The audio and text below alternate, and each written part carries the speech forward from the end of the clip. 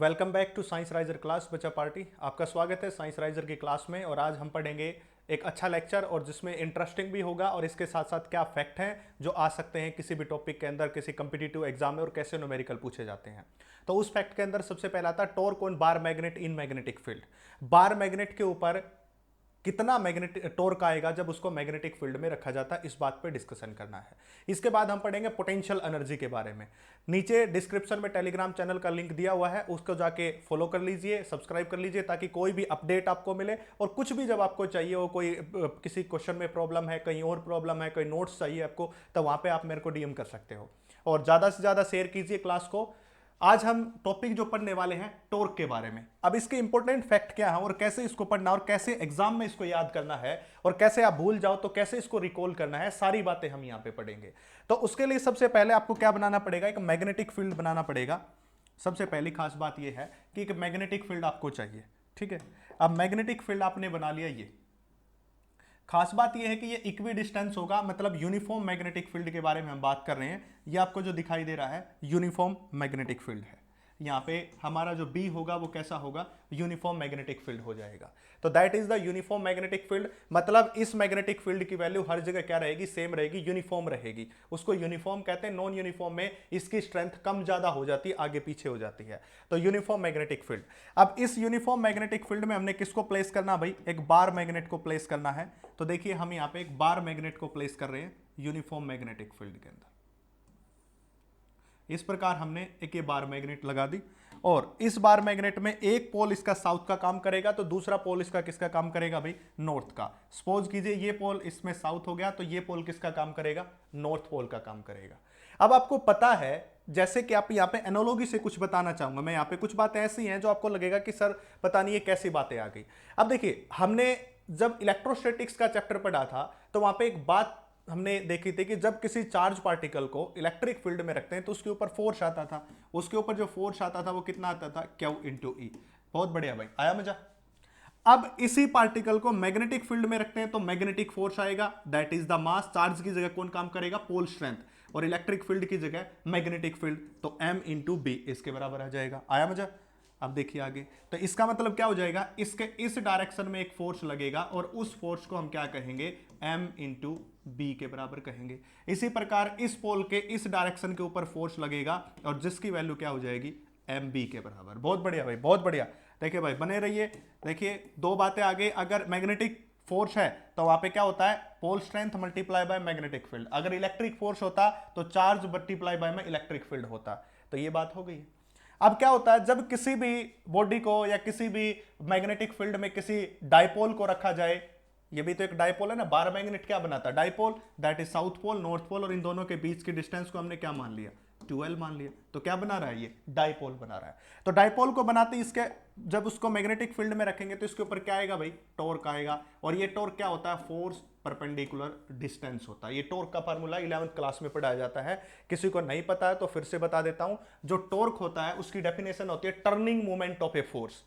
Force की जो turning moment है उसको टॉर्क कहते हैं और इसका फार्मूला होता है फोर्स परपेंडिकुलर डिस्टेंस के बराबर। अभी हमारे यहाँ पे फोर्स की वैल्यू तो m इंटू बी है, ये हमने लिख दी m इंटू बी फोर्स। बहुत बढ़िया भाई, बहुत बढ़िया। बने रहे साथ साथ और ध्यान देते रहे। कंप्लीट लेक्चर देखना है, बीच में नहीं छोड़ना है। बीच में छोड़ोगे तो आपको ये पता नहीं चलेगा कि कहाँ पे क्या चल रहा है। इससे आपकी लॉजिकल थिंकिंग डेवलप होगी, साथ साथ कैसे क्वेश्चन आपसे पूछे जाएंगे किसी भी बोर्ड एग्जाम में वो भी मैं आपको बताऊंगा। अब क्या इसकी परपेंडिकुलर डिस्टेंस देखिए बच्चा पार्टी क्या होगी। अब आपको देखो, अगर मैं इसको यहां से ड्रॉ करूं और इसको यहां से ड्रॉ करूं तो आपको एक बात दिखाई दे रही होगी, वो ये बात दिखाई दे रही होगी। सपोज कीजिए मैं यहां पे इसको x मान लेता हूं, x डिस्टेंस, ठीक है। अगर मैं इसको x मान लेता हूं तो आपको दिखाई दे रहा होगा जो ये फोर्स आपको यहां दिखाई दे रहा है, इस फोर्स के बिल्कुल क्या परपेंडिकुलर है। इसी प्रकार ये जो फोर्स दिखाई दे रहा है इस फोर्स के भी ये क्या है, परपेंडिकुलर है। इसका मतलब जो परपेंडिकुलर डिस्टेंस है उसकी वैल्यू हमारे पास कितनी आ गई, x के बराबर आ गई। आया मजा। Now torque comes out to be A. अब जो हमारे पास टॉर्क आएगा, that torque is force, force is m into B and perpendicular distance is x। Perpendicular distance क्या हो जाएगा भाई, x हो जाएगा। बट ये x नाम का फैक्टर हमारे पास कभी था ही नहीं, क्योंकि ये तो हमने धक्के से यहां पे इंक्लूड किया। इस नाम का कोई फैक्टर ना तो हमें दिया गया है ना हमें पता है, ये तो हमने अपनी मन से बनाया है, बाहर से बनाया है। तो इस x का कोई काम भी नहीं यहां पे। तो इसका मतलब हमें ये चाहिए कि इस x को यहां से दूर हटा दे। तो देखिए दूर हटाएंगे कैसे हटा सकते हैं भाई? अगर ये एंगल थीटा हुआ, बहुत बढ़िया भाई, बहुत बढ़िया, साथ साथ बने रहे। अगर ये एंगल आपके पास थीटा है तो इस ट्रायंगल में साइन थीटा की वैल्यू क्या हो जाएगी? Sine theta is perpendicular upon में हाइपोटेन्यूज। परपेंडिकुलर कौन है भाई? एक्स, और इसका हाइपोटेन्यूज कौन होगा भाई? 2l होगा। अगर मैं ऐसे x की वैल्यू निकालूंगा तो कितनी आ जाएगी भाई? 2l साइन थीटा के बराबर आ जाएगी। किसके बराबर आ जाएगी भाई? 2l sine theta. अब देखिए, that torque is equal to में m इंटू में b, और x की वैल्यू अभी भी निकाली है 2l sine theta, that is 2l sine into theta के बराबर हो जाएगा। तो that torque is equal to में b m इंटू 2l और इंटू साइन थीटा। जैसे ही m इंटू 2l कहीं देखते हो तो ये ऐसे देखते ही क्या आना चाहिए आपके दिमाग में? आपके दिमाग में आना चाहिए कि m इंटू 2l मिला के कैपिटल M बनाता है, जिसको हम क्या कहते हैं? मैग्नेटिक मूवमेंट कहते हैं। अब आपको पता है, जब साउथ और नॉर्थ पोल को 2l डिस्टेंस से सेपरेट कर दिया जाए तो हमेशा मैग्नेट बनती है, डाइपोल बनता है, जिसके पास मैग्नेटिक डाइपोल मूवमेंट होता है कैपिटल M के बराबर। तो बहुत बढ़िया भाई, आया मजा? तो टॉर्क B और इसकी जगह क्या हो जाएगा? m, और इसकी जगह कौन हो जाएगा भाई? साइन थीटा हो जाएगा। अगर मैं इसको आगे निकालूंगा फर्दर तो टॉर्क किसके बराबर होगा भाई? m into B into sine theta. अब 11वीं क्लास की नॉलेज से पता, अगर आप कहीं से साइन थीटा हटाते हो तो वहां पे क्या आता है? क्रॉस प्रोडक्ट आता है, जिसको हम लिख सकते हैं m क्रॉस b। ऊपर वेक्टर क्यों लगाया? क्योंकि मैग्नेटिक मोमेंट भी वेक्टर क्वांटिटी है, मैग्नेटिक फील्ड भी वेक्टर क्वांटिटी है, दोनों के दोनों वेक्टर क्वांटिटी है। दोनों वेक्टर क्वांटिटी है तो फार्मूला बनेगा m क्रॉस b या m b साइन थीटा के बराबर बनेगा। तो इसका मतलब यह हुआ, जब किसी भी बार मैग्नेट को या किसी मैग्नेटिक डाइपोल को मैग्नेटिक फील्ड में रखते हैं तो उसके ऊपर टॉर्क आता है। वो टॉर्क की वैल्यू क्या होती है? m क्रॉस b या m b साइन थीटा के बराबर होती है। अब क्या करता है, कोई कई बुद्धि जो इसका स्पेशल केस बना देते हैं बच्चा पार्टी। बहुत बढ़िया भाई, कंप्लीट वीडियो के साथ बने रहे, कंप्लीट लेक्चर देखें, आपका एक सेकंड में खराब नहीं करूंगा। क्या कहता है कि अगर यहां पे theta is equal to 0 degree बना दिया जाए, यानी कि ऐसा हो जाए ये जो बार मैग्नेट, ये जो थीटा बना रही है थीटा, ये कंप्लीट मैग्नेट लेट जाए, इस मैग्नेटिक फील्ड में ऐसे फ्लैट हो जाए, लेट जाए, तो ये जब हिस्सा नीचे आ जाएगा, यहां आ जाएगा, तो थीटा कितना बनेगा भाई? 0 डिग्री बनेगा। और जब थीटा 0 डिग्री बनेगा तो टॉर्क हो जाएगा m इंटू में b इंटू में साइन 0 डिग्री। और साइन 0 की वैल्यू कितनी होती है बच्चा पार्टी? 0। तो टॉर्क भी कितना हो जाएगा? 0 के बराबर हो जाएगा।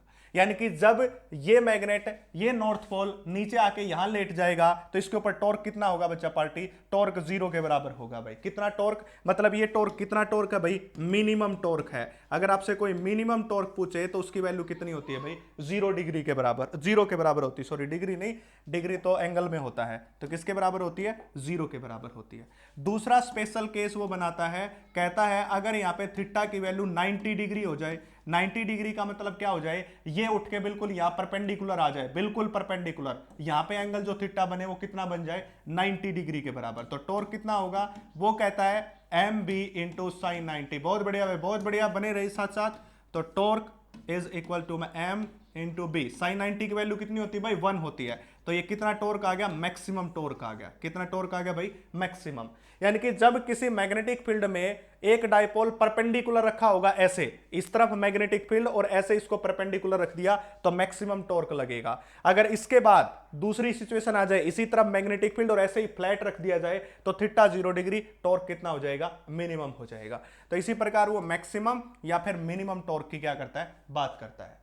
अब क्या होता है एक्चुअल में सिचुएशन में आपको बताऊं, यहां पे बड़ा इंपॉर्टेंट फैक्ट आने वाला है, इंपॉर्टेंट फैक्टर आने वाला है जिसपे न्यूमेरिकल पूछे जाते हैं किसी भी अच्छे बोर्ड के अंदर, जो आईसीएससी होता है या सीबीएसई बोर्ड होता है उसके अंदर पूछे जाते हैं। और साथ साथ मैं आपको बता दूं, इसी के ऊपर न्यूमेरिकल आते हैं नीट वगैरह के अंदर।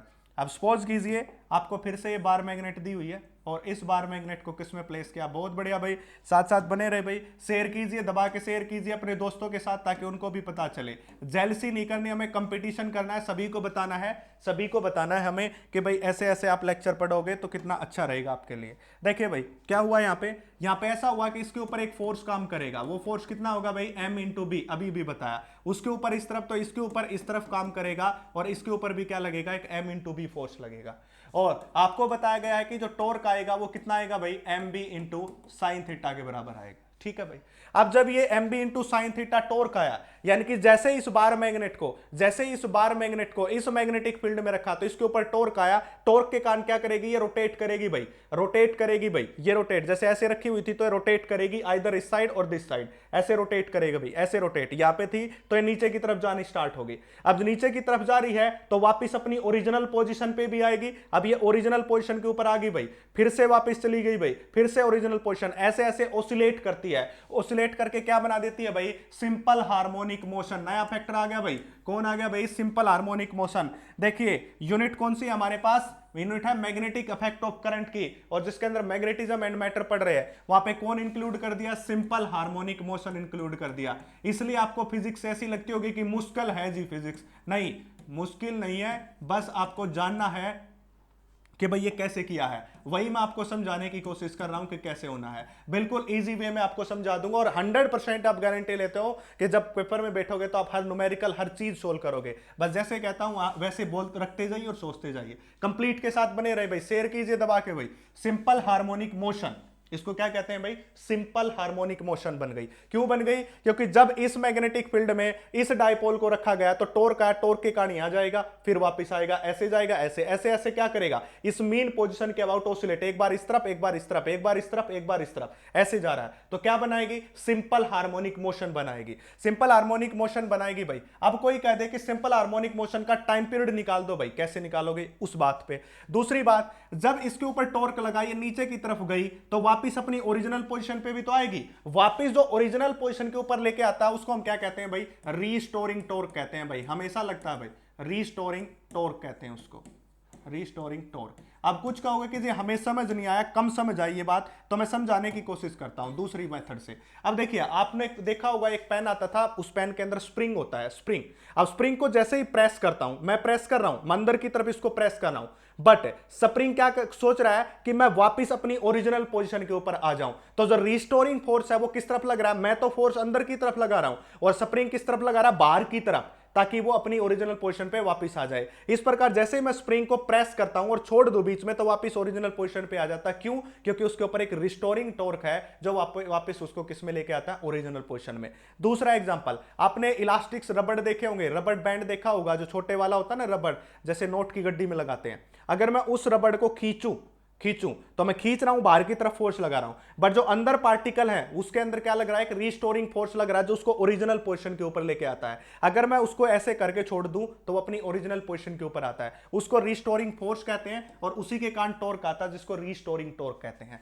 रीस्टोरिंग टॉर्क क्या होगा भाई, नेगेटिव साइन के साथ आ जाएगा। बस टॉर्क की वैल्यू सेम होगी, ये बात इसलिए बताई गई है क्योंकि यहां पे मुझे एक नेगेटिव साइन लगाना था, ये वाला, क्योंकि वो क्या कर रहा है, इस टॉर्क का अपोज कर रहा है। ये टॉर्क इसको नीचे लेके जा रहा है और रीस्टोरिंग टॉर्क इसको वापस ओरिजिनल पोजीशन पे ला रहा है, तो दोनों की डायरेक्शन अपोजिट, तो क्या आ जाएगा, नेगेटिव चार्ज। अब आपको पता है मैथ की नॉलेज से, अगर साइन थीटा स्मॉल होता है तो उसको हम क्या लिखते हैं, थीटा के बराबर लिख सकते हैं। तो टॉर्क की वैल्यू कितनी आएगी भाई, m into B into theta. बहुत बढ़िया भाई, चलते रहे, देखिए बड़ा इजी बन रहा है, बड़ा टॉपिक अच्छा बन रहा है, टॉपिक अपने पीक पे है भाई, सारे बच्चे कहीं जाना नहीं है, बने रहे। एम बी थीटा के बराबर, that is the equation number 1 के बराबर होगी। अब 11th क्लास की नॉलेज से आपको पता होना चाहिए टॉर्क की वैल्यू क्या होती है, I into alpha. Unit number 5 system of particle and rotational motion को इसमें इंक्लूड कर दिया गया है, इसमें डाल दिया गया है, इसमें मिला दिया गया है, किसके अंदर, +2 क्लास की फिजिक्स के अंदर। इसलिए आपको क्या लगेगा, ये मुश्किल लगेगा, पर मुश्किल नहीं है, ठीक है, हो गया। अब ये भी टॉर्क है, ये भी टॉर्क है, आई इंटू एल्फा, तो दोनों को इक्वेट कर दे भाई, इक्वेशन फर्स्ट और सेकंड को इक्वेट करते हैं भाई, इक्वेट करते हैं तो क्या है भाई, I into alpha is equal to में M into B into theta के बराबर। देखिए ये भी टॉर्क, ये भी टॉर्क, तो एम बी थीटा किसके बराबर, आई इंटू एल्फा। अब एल्फा की वैल्यू क्या हो जाएगी भाई, M into B into theta divided by में आई के बराबर, that is the equation number 3rd। ये इक्वेशन नंबर कौन सी हो जाएगी, 3rd हो जाएगी। बट उसके लिए आपको पता होना चाहिए टॉर्क की वैल्यू आई अल्फा के बराबर भी होती है, ये यूनिट नंबर 5 11th क्लास में बताई जाती है। दूसरा, एक अल्फा का फार्मूला होता है भाई minus omega square into theta, simple harmonic motion, unit number 10 11th class में बताया जाता है। नहीं पता तो याद रख लें, अल्फा जो होता है minus omega square into theta के बराबर होता है, ये वैल्यू होती है माइनस ओमेगा स्क्वायर। बिल्कुल ग्राउंड लेवल पे, जीरो लेवल के ऊपर जाके मैं आपको बताऊंगा, साथ साथ बने रहिए। तो आया मजा, alpha is minus omega square into theta. अब ये भी अल्फा, ये भी अल्फा, दोनों को इक्वेट कर दें, यहां पे नेगेटिव साइन चल रहा था भाई, देखो ये आया, ये नेगेटिव साइन, ये वाला नेगेटिव साइन यहीं आएगा, ये वाला नेगेटिव साइन जो मैं भूल गया था ये रहा नेगेटिव साइन। तो दोनों इक्वेट करेंगे तो minus omega square into theta is equal to मैं M into B into I और डिवाइडेड बाय थीटा और विद नेगेटिव साइन। नेगेटिव से नेगेटिव क्या हो जाएगा भाई, कैंसिल आउट, और थीटा से थीटा क्या हो जाएगा भाई, कैंसिल आउट। और ओमेगा स्क्वायर की वैल्यू निकालेंगे तो ओमेगा कितना आ जाएगा भाई, एम बी डिवाइडेड बाय में आई के बराबर आ जाएगा। ठीक है, एम बी डिवाइडेड बाय आई के बराबर आ जाएगा। ये कौन आ गया, ओमेगा। पहली बात तो यही पूछ सकता है एंगुलर फ्रीक्वेंसी, इसको हम क्या कहते हैं भाई, एंगुलर फ्रीक्वेंसी। ये क्वेश्चन पूछा जा सकता है आपसे, एंगुलर फ्रीक्वेंसी की वैल्यू फाइंड आउट कीजिए। दूसरी बात, अब आपको पता होना चाहिए ओमेगा किसके बराबर होता है भाई, 2 पाई बाय टी के बराबर होता है भाई, 2 पाई बाय टी। यहां पे रखेंगे भाई 2 पाई डिवाइडेड बाय टी के बराबर, और ये कितना हो जाएगा भाई, एम बी डिवाइडेड बाय में आई, और इसके ऊपर क्या चल रहा है भाई, रूट चल रहा है। अगर मुझे यहां से टाइम पीरियड निकालना तो ये इस तरफ आ जाएगा, ये इस तरफ जाएगा, तो ये क्या बनेगा भाई, 2 pi under the root I by में एम बी। तो देखिए बहुत बढ़िया भाई, बहुत बढ़िया, आया मजा। तो टी किसके बराबर आ गया, 2 pi root I by M B के बराबर। ठीक है, एक फार्मूला और बन जाएगा। अब आपको पता है टाइम पीरियड क्या होता है, 1 अपॉन फ्रीक्वेंसी होता है भाई। अब फ्रीक्वेंसी निकालना तो इस टाइम पीरियड का उल्टा कर दीजिए, 1 बाय में 2 पाई बनेगा भाई, और इसका भी क्या आ जाएगा ऊपर, एम बी ऊपर चला जाएगा भाई, और आई क्या आ जाएगा नीचे, आई क्या आ जाएगा भाई, नीचे आ जाएगा। ये फ्रीक्वेंसी 2 पाई नीचे, एम बी ऊपर, आई नीचे, ये फ्रीक्वेंसी का, ये टाइम पीरियड का भाई। बोलो भाई, इस प्रकार आगे भाई फार्मूले, आया मजा।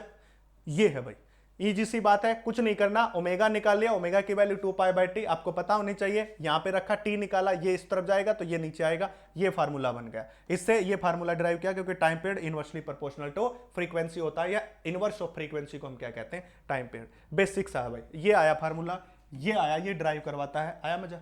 इस प्रकार हो जाएगा। अब इसके बाद इसके अंदर एक टॉपिक और है, वो बात करते हैं, वो इसी से रिलेटेड है, और वो हो जाएगा पोटेंशियल एनर्जी।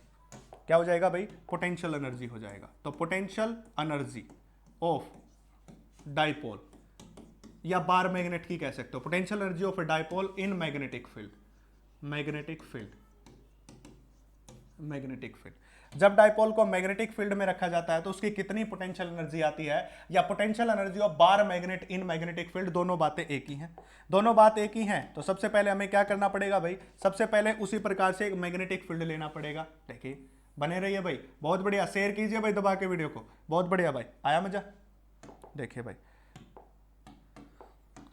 देखिए भाई, ये बार मैग्नेट ले ली भाई, इस प्रकार से ये ले ली भाई, बार मैग्नेट है, अभी अभी आपको बताया गया था, ये बार मैग्नेट है, और इस बार मैग्नेट का ये पोल साउथ हो जाएगा, ये नॉर्थ हो जाएगा। इसके ऊपर एक फोर्स कार्य करेगा जिसको एम इंटू बी कहेंगे, इसके बैकवर्ड डायरेक्शन में काम करेगा जिसको एम इंटू बी कहेंगे। ये एंगल थीटा बना रहा है किसके साथ, मैग्नेटिक फील्ड के साथ। इस मैग्नेटिक फील्ड के साथ क्या बना रहा है, एंगल थीटा।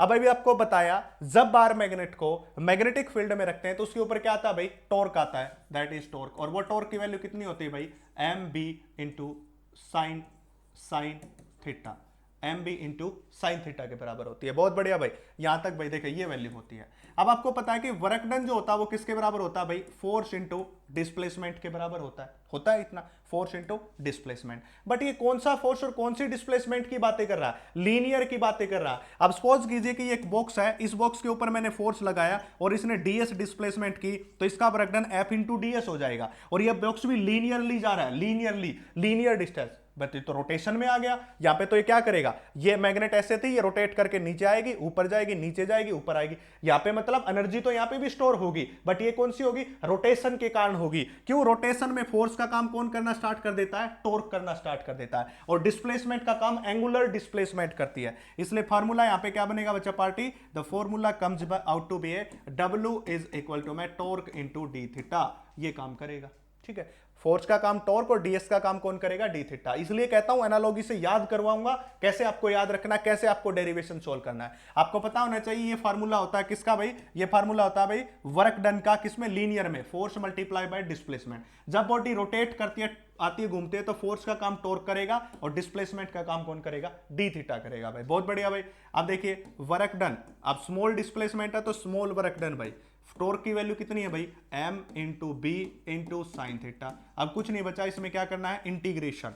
तो हम यहां पे लिखेंगे बाय इंटीग्रेशन, बाय इंटीग्रेशन। बहुत बढ़िया भाई, बहुत बढ़िया, साथ साथ बने रहे। देखिए dw का इंटीग्रेशन इज इक्वल टू में m into B into sine theta into में डी थीटा, और इंटीग्रेशन कहां से कहां तक करोगे, माइनस थीटा 1 से लेके प्लस थीटा 2 तक, ठीक है, माइनस थीटा 1 से लेके प्लस थीटा 2 तक। मतलब ये नॉर्थ पोल यहां से लेकर के यहां तक घूमेगा, इस तरफ थीटा 1 से लेके थीटा 2 तक जाएगा, ऐसे घूम सकता है, ऐसे ही तो हो सकता है, 180 डिग्री रोटेशन ले सकता है। तो एक पोजीशन ये ले ली, दूसरी पोजीशन वो ले ली, ऐसे। और ये वाली पोजीशन किस में आ गई, नेगेटिव में, इसलिए इसको क्या लिया है, नेगेटिव लिया है भाई। डी डब्ल्यू का इंटीग्रेशन क्या हो जाएगा भाई, डब्ल्यू के बराबर हो जाएगा। अब आपको पता है एम कॉन्स्टेंट है बार, बी कॉन्स्टेंट है बार, साइन थीटा डी थीटा का इंटीग्रेशन सोल्व करेंगे तो आ जाएगा कोस थीटा और माइनस थीटा 1 से लेके थीटा 2 तक हो जाएगा भाई। आया मजा, ठीक है। अब एक खास बात, साइन थीटा का इंटीग्रेशन क्या होता है, माइनस कोस थीटा होता है, बच्चे याद रखें, साइन थीटा क्या होता है, माइनस कोस थीटा। अब देखिए आगे सोल्व करते हैं, W इज इक्वल टू में M इंटू बी। अब क्या अपर लिमिट पुट करते हैं भाई, minus cos theta 2, lower limit minus minus cos theta 1, ऐसे कर दिया। अब ये माइनस माइनस मिलके क्या बना देगा भाई, प्लस बना देगा, और प्लस बना देगा तो क्या जाएगा, देखिए भाई, अगर ये माइनस माइनस मिलके प्लस बनाएगा तो क्या होगा भाई, देखिए इंटीग्रेशन के बाद ये हो जाएगा भाई W इज इक्वल टू में M इंटू बी, और माइनस माइनस प्लस होके ये कोस थीटा 1 यहाँ पे और माइनस कोस थीटा 2 के बराबर। तो ये किसका फार्मूला होगा भाई, वर्क डन का। और जो वर्क डन का फार्मूला है यही किस में स्टोर होता है भाई, पोटेंशियल एनर्जी।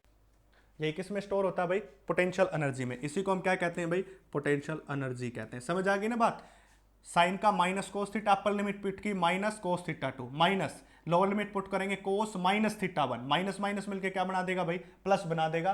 तो सॉरी, माइनस और ये माइनस मिलके क्या बना देगा, प्लस बना देगा। तो हमारे पास क्या आया, potential energy is equal to में W के बराबर, और क्या हो जाएगा, M B cos theta minus cos theta 2 के बराबर, ठीक है।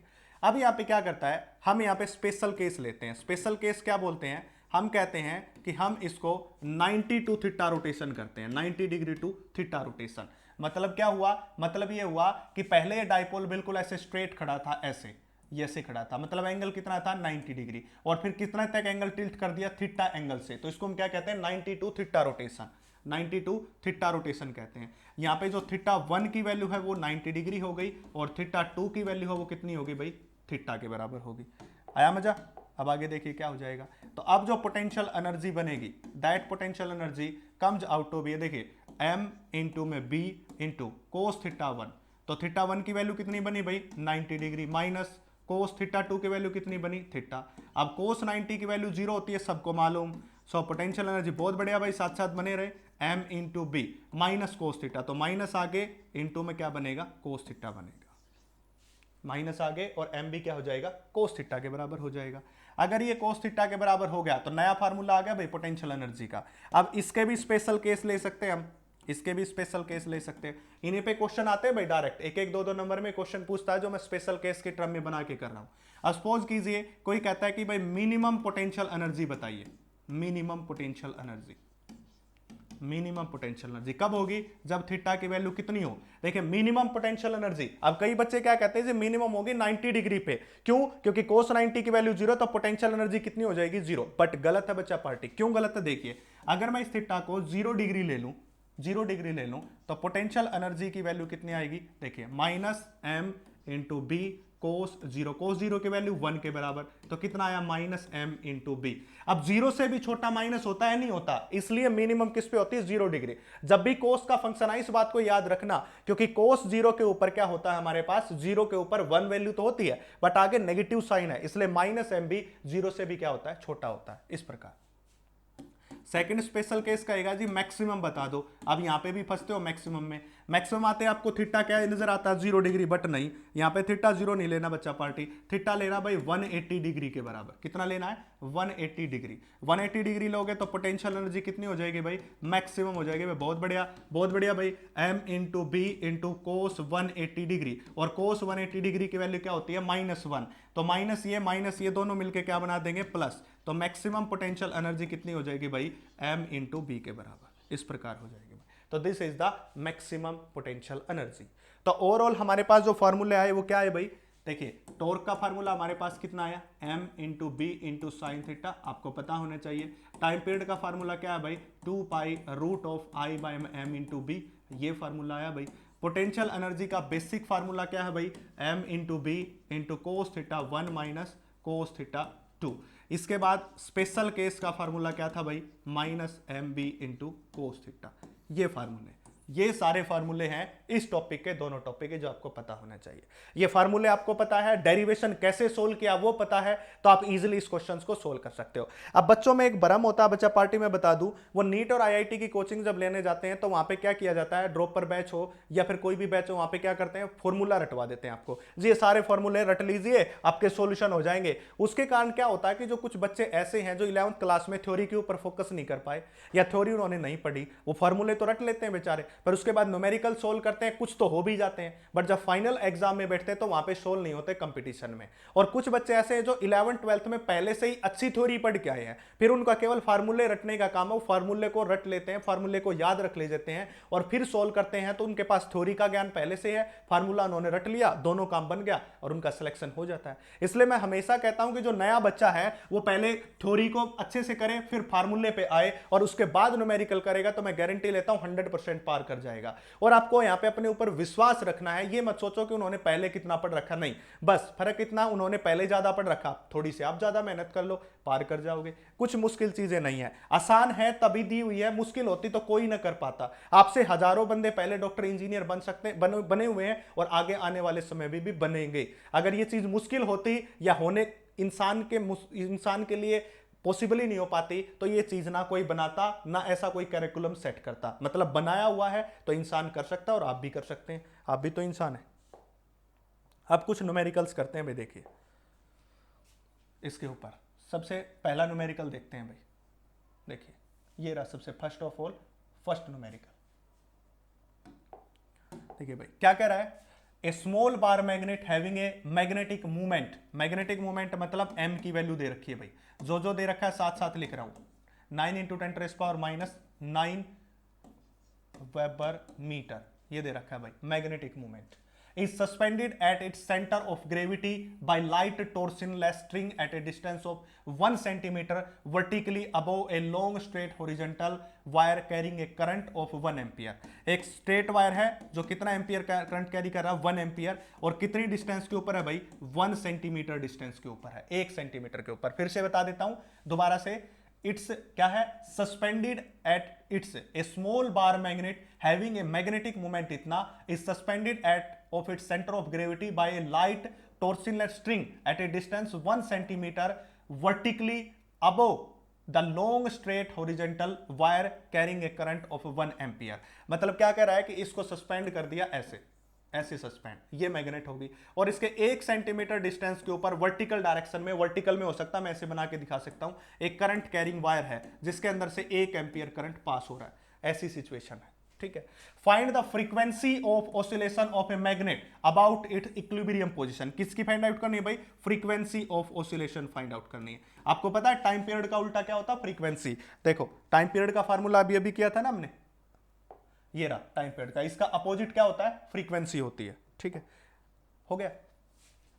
अश्यूमिंग that the motion is undamped, undamped का मतलब होता है भाई जिसकी एनर्जी लॉस ना हो। एक होती है डैम्प्ड ऑसिलेशन, एक अनडैम्प्ड होती है। डैम्प्ड ऑसिलेशन ऐसी होती है, आपने 11th क्लास में पढ़ा होगा, ये कुछ टाइम के बाद जाके खत्म हो जाती है। और अनडैम्प्ड होती है जिसकी वैल्यू कभी खत्म नहीं होती, जितनी ओरिजिनल है उसी के साथ चलता है। ये है अनडैम्प्ड, ये है डैम्प्ड, ठीक है। इसको मैं यहां से हटा देता हूं, ठीक है, ये होगा the moment of inertia of magnet is this. अब मोमेंट ऑफ इनर्शिया क्या होगा, 6 × 10⁻⁹ kg मीटर स्क्वायर, इसके बराबर हो जाएगा। उस तरफ स्क्रीन लगी हुई है भाई, आपको दिख रहा होगा कि कई बार मैं उस तरफ देखता हूं तो मैं देखता हूं कि बोर्ड में कोई अक्सर ऊपर कट तो नहीं रहा रिकॉर्डिंग के टाइम, या फिर आपका कोई फ्लिकिंग तो नहीं हो रही है, ऊपर स्क्रीन लगी हुई है, ठीक है, यहां पे।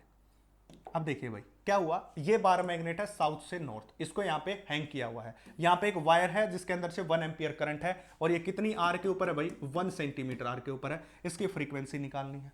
अब एक बच्चा ऐसे सोचेगा कि हमारे पास टाइम पीरियड का फार्मूला तो है, उससे डायरेक्ट निकाल लो, टाइम पीरियड का फार्मूला I डिवाइडेड बाय में m इंटू बी के बराबर, यही तो है। देखिए टाइम पीरियड का आ गया, टाइम पीरियड का जो आए उससे उल्टा कर देना, आप किसका, फ्रीक्वेंसी आ जाएगा। देखिए पहले ड्राइव करके दिखाया था आपको मैंने, ये रहा time period is 2 π I/m/b root of, ठीक है, बात सही है, फार्मूला याद है, आपको इजीली कर दोगे, कोई प्रॉब्लम नहीं है। ठीक है, अब यहां पे पहले क्वेश्चन को मैं समझाता हूं। हुआ क्या होगा, जब इस वायर में से करंट पास होता है तो वायर मैग्नेट बन जाता है। इसी यूनिट का पहला लेक्चर है जिसको उरस्टेड एक्सपेरिमेंट कहते हैं। जिसने नहीं देखा, ऊपर प्लेलिस्ट मिलेगी, उस कॉर्नर के अंदर आ जाएगी। जब आप वीडियो देख रहे होगे तो वहां पे आपके पास कॉर्नर में आ जाएगी, और उस कॉर्नर में आपको बताया गया है, पहला ही लेक्चर है इंट्रोडक्शन, उसमें बताया जाता है जब किसी वायर में से करंट पास किया जाता है तो वो मैग्नेट बन जाता है। अब उस मैग्नेटिक फील्ड के अंदर कौन रख दिया भाई हमने, उस मैग्नेटिक फील्ड में कौन रख दिया बच्चा पार्टी, एक डायपोल, एक बार मैग्नेट। जब मैग्नेटिक फील्ड में बार मैग्नेट को रखा जाता है तो उसके ऊपर क्या आता है भाई, टॉर्क आता है। ये पहला ही, आज का पहला ही टॉपिक था, torque on A bar magnet in magnetic field. तो इसने मैग्नेटिक फील्ड बनाया, उसके मैग्नेटिक फील्ड में ये रखा हुआ है, उसके ऊपर एक टॉर्क आएगा, और टॉर्क के कारण क्या करेगा, वो रोटेट करेगी, और रोटेशन के कारण एसएचएम करेगी, सिंपल हार्मोनिक मोशन, और उसके कारण क्या आएगा, इसके पास टाइम पीरियड आएगा भाई। टाइम पीरियड आएगा तो अब देखिए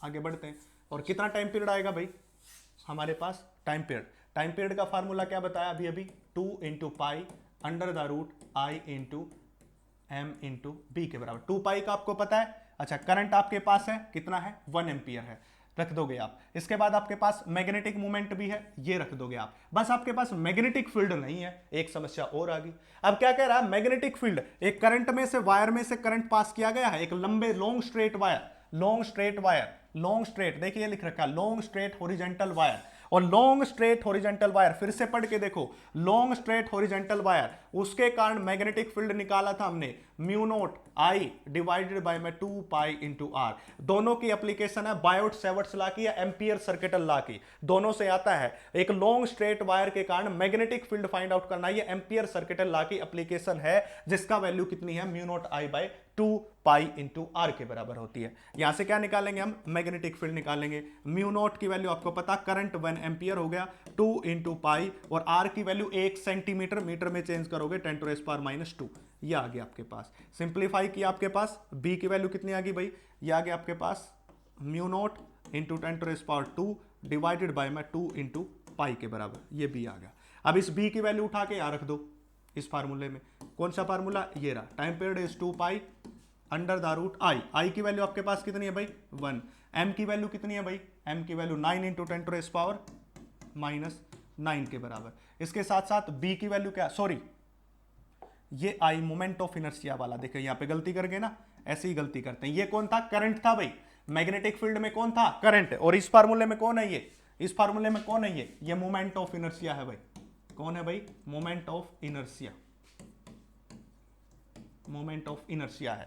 ये वैल्यू कहां से आया है, थोड़ा सा इसका रिकैप डाल देता हूं मैं, आपको याद नहीं होगा, मैं फिर से याद दिला देता हूं। देखिए ये लिखा था भाई, torque is equal to I into alpha, ये फार्मूला रहा। यहाँ पे आई क्या होता है भाई, moment of inertia, moment of inertia, जो 11th क्लास में पढ़ते हैं, यूनिट नंबर 5 बताया था ना, system of particle and rotational portion. Torque is equal to I into alpha में आई कौन है, मोमेंट ऑफ इनर्शिया भाई। इसलिए यहां पे जो मैग्नेटिक फील्ड आप निकाल रहे हो, इस मैग्नेटिक फील्ड में ये जो आई है, इसको मैं स्मॉल कर देता हूं, और स्मॉल आई में ये करंट वाला आई हो जाएगा जो 1 एम्पियर है, और ये जो आई है, ये जो कैपिटल आई, ये कौन है, मोमेंट ऑफ इनर्शिया है। सोल्व करोगे 2 पाई अंडर द रूट, आई की वैल्यू कितनी है भाई, 6 इंटू 10⁻⁻9 डिवाइडेड बाय में आपके पास क्या होगा, divided by m into B, यहां पे b था, m की वैल्यू कितनी, 9 इंटू 10⁻⁹, और b की वैल्यू अभी अभी निकाली, म्यू नॉट, ये रहा भाई, म्यू नॉट इंटू 10⁻², और ऊपर क्या जाएगा भाई, 2 इंटू पाई। सोल्व कर लीजिएगा, टाइम पीरियड आ जाएगा, जो टाइम पीरियड आए उसी टाइम पीरियड का आप उल्टा कर दीजिए, अपोजिट कर दीजिए, फ्रीक्वेंसी आ जाएगा। अब कहोगे कि जी ये आंसर निकालने के बाद नहीं मिला, मैच हुआ, वो आपने टाइम पीरियड निकाला, फ्रीक्वेंसी निकालने के लिए इसका क्या करना पड़ेगा, अपोजिट, मतलब फ्रीक्वेंसी इज 1/t, ठीक है, ये हो जाएगा। मैं एक बार फिर से कह रहा हूं, यहां पे आपको जो कैपिटल आई दिखाई दे रहा है, ये वाला मोमेंट ऑफ इनर्शिया है जो आपको दे रखा है, ठीक है, इस फार्मूले में याद रखें, इसको चेंज कर ले, मैंने यहां पे भी लिख दिया मोमेंट ऑफ इनर्शिया, ठीक है, ये हो गया। तो आया मजा। अब नेक्स्ट क्वेश्चन लेते हैं भाई, बहुत बढ़िया भाई, बने रहें, शेयर करते रहें वीडियो को, अपने दोस्तों को बताएं। देखिए भाई, अब जैसे मैं उस तरफ देख रहा हूं तो मैं देख रहा हूं क्या क्या क्लियरिटी आ रही है, उस तरफ जो स्क्रीन लगी है उसमें स्क्रीन में पता चलता रहता है, क्लियरिटी को मेंशन कर रहा हूं मैं, देख रहा हूं कि अच्छे से दिखाई दे रहा है नहीं दे रहा, तो मैं, ये बात है। अब देखिए भाई क्या कह रहा है, a magnetic needle suspended parallel to magnetic field required a √3 joule work to turn it through a 60 degree, यानी कि 60 डिग्री रोटेशन के लिए इसको कितना चाहिए, √3 जूल वर्क चाहिए। कितना चाहिए भाई, √3 जूल वर्क चाहिए। The torque needed to maintain the needle in this position, in this position. अब यहाँ पे दो बातें हैं, सबसे पहले इसका थोड़ा सा डायग्राम बनाइए, तब आपको समझ आएगा। ये है जैसे कि, तभी आपको समझ आएगा। ये है, क्या कह रहा है, सबसे पहले a magnetic needle suspended parallel to magnetic field, ये मैग्नेटिक फील्ड भी है और इसके पैरेलल है ये नीडल, ये मैग्नेटिक नीडल पैरेलल। पैरेलल का मतलब थीटा कितना होगा भाई, 0 डिग्री के बराबर, यही तो था मैग्नेटिक फील्ड के पैरेलल। जो चीजें पैरेलल चल रही हैं एक ही डायरेक्शन में, तो एंगल कितना होता है, 0 डिग्री। अब इस पैरेलल से इसको क्या कर दिया, रोटेट करवा दिया, रोटेट करवा के किस पोजीशन में रख दिया, इसमें जो मैग्नेटिक फील्ड के साथ कितना एंगल बना रही है, 60 डिग्री। मतलब इसका थीटा 1 0 डिग्री था और थीटा 2 इसके पास कितना था भाई, 60 डिग्री के बराबर था। ठीक है, ये होगा। जब इसको रोटेट करके 60 डिग्री के ऊपर ले आए तो इसको कितने टॉर्क की जरूरत पड़ेगी, यानी कि हमने इस पोजीशन पे रखना है और इस पोजीशन के लिए कितना टॉर्क आएगा ये पूछ रहा है। तो अब आपको टॉर्क का फार्मूला पता होना चाहिए, torque is equal to M into B into sine theta. अब आपको पता है थीटा तो यहाँ पे 60 डिग्री है, इस पोजीशन पे रखना है, 60 डिग्री की पोजीशन पे रखना है, तो एम इंटू में बी इंटू साइन 60 डिग्री। अब मैं टॉर्क को तभी निकाल सकता हूं जब मेरे पास m और b की वैल्यू हो। अभी तक मेरे पास m और b की वैल्यू नहीं है, उसको कहां से निकालना जाए, उसको निकालना जाए पोटेंशियल एनर्जी से, पोटेंशियल एनर्जी से, जो किसके बराबर है आपके पास m इंटू बी, और फार्मूला आया था कोस थीटा 1 माइनस कोस थीटा 2, ये फार्मूला डिराइव करवाया था अभी अभी। अब पोटेंशियल एनर्जी की वैल्यू कितनी दे रखी है बच्चा पार्टी, √3 जूल, देख लीजिए √3 जूल। तो ये हो गया हमारे पास √3 जूल। m इंटू बी हमें फाइंड आउट करना है, पहले हमें मकसद मिल गया क्या फाइंड आउट करना है, m इंटू बी, तो √3 जूल हो गया, m इंटू बी आपको पता है, और कोस थीटा 1 की वैल्यू हमारे पास 0 डिग्री और दूसरी कोस 60 डिग्री दूसरा। तो क्या आ जाएगा भाई, √3 is equal to m into B, और कोस 0 की वैल्यू 1, कोस 60 डिग्री की वैल्यू 1/2। ओवरऑल सोल्व करेंगे तो m b की value, sorry m into B, आया मजा, कितना हो जाएगा 1/2, 2 पर जाएगा तो कितनी आ जाएगी 2√3 आ जाएगी, ये आ गई। इस एम बी की वैल्यू यहां उठा के रख दो, टॉर्क आ जाएगा। तो torque comes out to be है एम बी कितना आया था भाई 2√3 मल्टीप्लाई बाय में साइन 60, साइन 60 की वैल्यू भी क्या होती है √3/2, कैंसिल आउट होकर कितना आ जाएगा 3 के बराबर आ जाएगा। तो इतना टॉर्क आपको चाहिए, कितना टॉर्क चाहिए, इतना टॉर्क चाहिए, और टॉर्क की यूनिट क्या होती है, न्यूटन मीटर, ये यूनिट होती है। तो आया मजा। इस प्रकार आपको क्या करने हैं, सारे सॉल्यूशंस करने हैं, क्वेश्चंस बनाने हैं, इस प्रकार आप इसको सोल्व कीजिए। और कोई भी प्रॉब्लम है तो नीचे कमेंट सेक्शन में मेंशन कीजिए, या आपके पास टेलीग्राम चैनल है। तो आज के लिए इतना, बाकी नेक्स्ट लेक्चर में मिलते हैं। बाय बाय बच्चे।